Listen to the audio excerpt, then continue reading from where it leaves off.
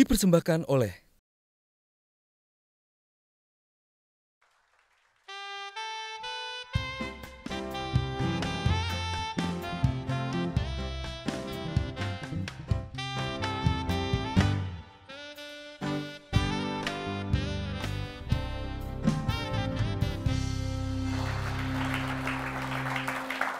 Masih di Indonesia, ide untuk Indonesia. Mas Air melanjutkan yang tadi. Iya.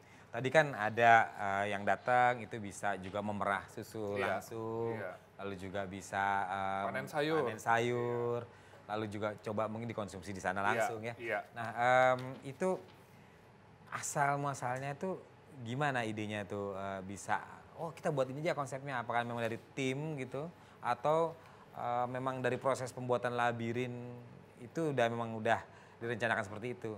Kan labirin kan nggak mungkin 6 bulan. Nggak mungkin.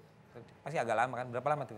Total kalau kita mau mulai pembukaan lahan sampai sekarang jadi dengan ketinggian 2 meter, dengan lebar 120 cm, Masa sebulan tadi? ya 120 cm, itu total hampir 3,5 tahun. Wow.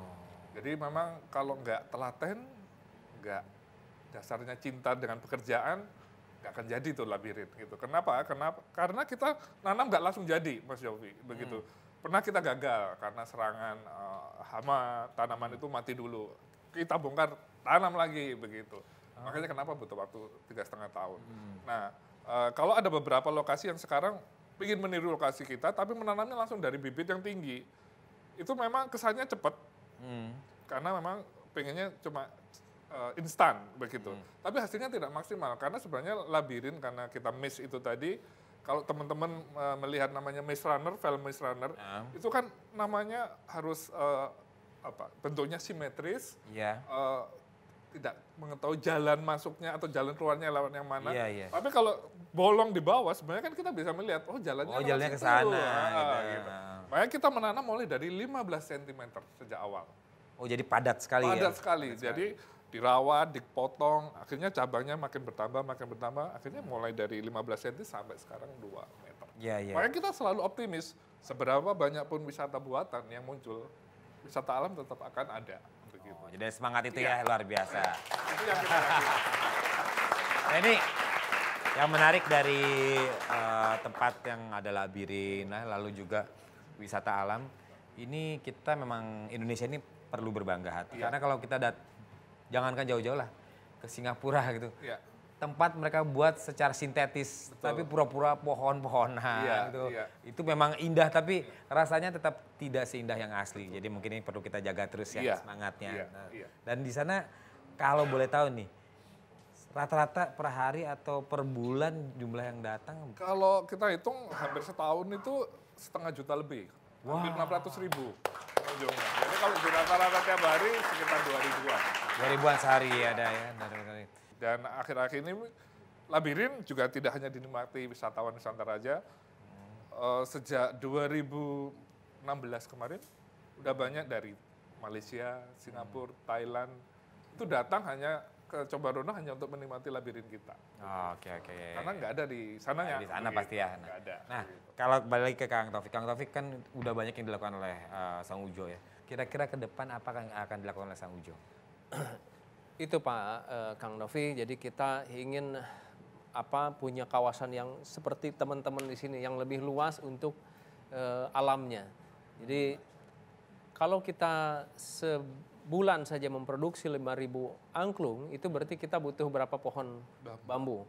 Sehingga memang itulah yang kita siapkan. Kita punya punya kebun sendiri, punya tempat produksi sendiri yang lebih khusus di luar saung angklung yang sekarang, karena ini udah penuh. Udah penuh ya. Jadi kita ingin ada yang lebih luas lagi sehingga bisa lebih banyak menampung lagi orang. Kemudian itu ingin mengedukasi karena konsep kita nature culture in harmony.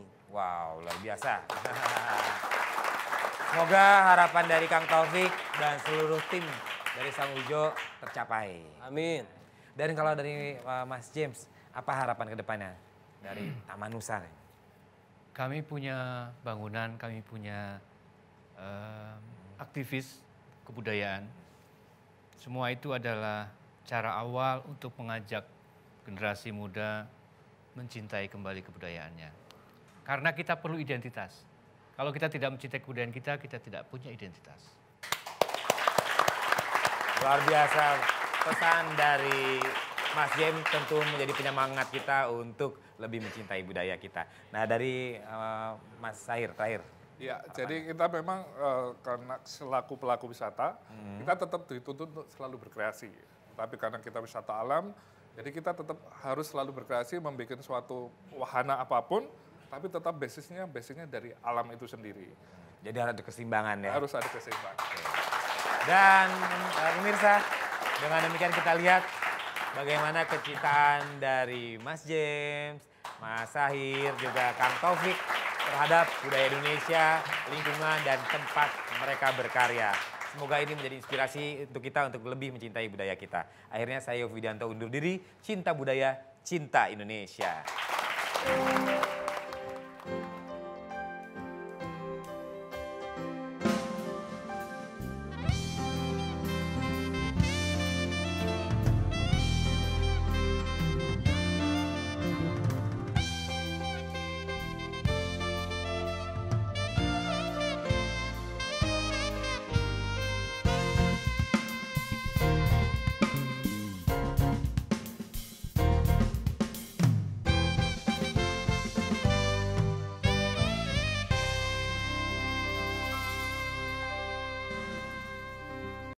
Dipersembahkan oleh